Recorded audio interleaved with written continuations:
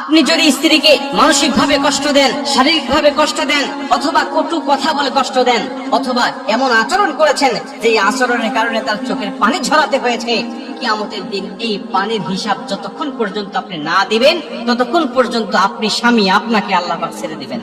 আল্লাহ পাক আপনার জন্য জান্নাত বা জাহান্নাম এগুলো ফয়সালা আগেই দিবে না, আল্লাহ হিসাব দিবে। বলো, কেন তুমি আমার বান্দিকে দুনিয়ার জমিনে কষ্টের মধ্যে ফেলেছি দিয়েছো, বিভিন্ন ভাবে নির্যাতন করেছো, অত্যাচার স্টিমুলা চালিয়েছো? বলো, মনে করবেন না আপনার স্ত্রী বলে আপনি যা ইচ্ছা তাই করবেন, যেমন ইচ্ছা তেমনি ব্যবহার করবেন, যেমন ইচ্ছা তেমনি গালাগালি করবেন? বিষয়টা এমন নয়, বরং আপনার স্ত্রী হওয়ার আগে সে একজন আল্লাহ পাকের বান্দি, সে আল্লাহ পাকের বান্দি। আপনি আল্লাহর বান্দির সাথে খারাপ ব্যবহার করেছেন, অতএব আল্লাহ পাক ছেড়ে দিবেন না। আল্লাহ অবশ্যই কিয়ামতের ময়দানে আপনাকে আসামির কান করে দাঁড় করাবেন আর বলবেন কেন এটা করেছো বলো।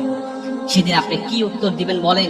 যদি আপনি সঠিক উত্তরটা দিতে পারেন তাইলে তো বেঁচে গেলেন, আর যদি সেরকম উত্তর দেওয়ার মতো আপনার হাতে কোনো কিছু না থাকে তাহলে আপনার স্ত্রীর কাছে আল্লাহ পাক বলবেন, বলো তোমার স্বামী এই অন্যায়টা করেছে, তুমি তাকে ক্ষমা করবে কিনা বলো। আপনার স্ত্রী যদি আপনাকে ক্ষমা করে তাইলে আপনার ভাগ্য মোটামুটি ভালো, আর যদি ক্ষমা না করে তাইলে আপনাকে আল্লাহ পাক চিরস্থায়ী জাহান্নামের মধ্যে ঢোকাবেন। আপনার জন্য ক্ষমা নাই ততক্ষণ, আপনার স্ত্রী আপনাকে ক্ষমা করবে না যতক্ষণ। কিয়ামতের ময়দানে আল্লাহ পাক প্রত্যেকটা স্ত্রীর কাছ থেকে সাক্ষ্য নেবে, বলো তোমার স্বামী কেমন ছিল। যদি স্ত্রী বলে আল্লাহ আমার স্বামী ভালো ছিল, আমার হক আদায় করেছে, আল্লাহ দুনিয়ার জমিনে আমাকে সুখময় শান্তিময় একটা জীবন দিয়েছে, আল্লাহ সাধ্য অনুযায়ী সে আমাকে খুশি সুখী রাখার চেষ্টা করেছে, আজকে তার প্রতি আমার কোনো অভিযোগ নাই, বরং তার জন্য আমার ভালোবাসা এবং তার জন্য আমার দোয়া রয়েছে, আল্লাহ পাক তখন সে স্বামীকে জান্নাতি বলে ঘোষণা দিবেন এবং স্ত্রীকেও জান্নাতি ঘোষণা দিবেন। স্বামী স্ত্রী একই জান্নাতের মধ্যে থাকবে।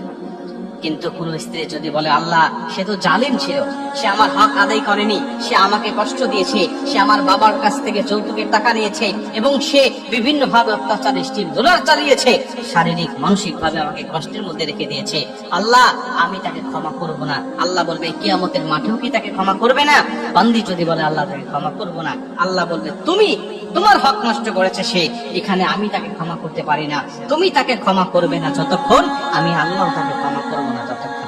মুসলমান ভাইরা আমার, কিয়ামতের ময়দানে আল্লাহ পাক তার বান্দাদেরকে কঠিন এই বিচারের ময়দানে এভাবে তাদেরকে ঠেকিয়ে রাখবেন যতক্ষণ পর্যন্ত তার স্ত্রীরা তাকে ক্ষমা করবে না, ততক্ষণ পর্যন্ত আল্লাহ পাক তাদেরকে কিয়ামতের ময়দানে দাঁড় করিয়ে রাখবেন। যদি ক্ষমা করে দেয় তাইলে আল্লাহ পাক তাকে ছেড়ে দিবেন, তার জন্য জান্নাতের ফয়সালা হবে।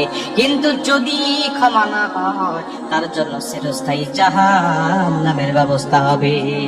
এজন্য বান্দাদের হক আদায় করবেন, স্ত্রীর হক আদায় করবেন, দুনিয়ার কোন মানুষের কাছে আপনি ঋণী থাকবেন না, তাদেরকে আপনি কষ্ট দিবেন না, তারা যেন সবাই আপনাকে ক্ষমা করে দেয়, এমন জীবন আপনি দুনিয়ার জমিনে গঠন করবেন। তাইলে দুনিয়াতেও সুখময় শান্তিময় জীবন পাবেন এবং পরকালেও আপনাকে আটকানোর মতো আর কিচ্ছু থাকবে না, আপনার আমল দিয়ে আপনি জান্নাতে চলে যাবেন।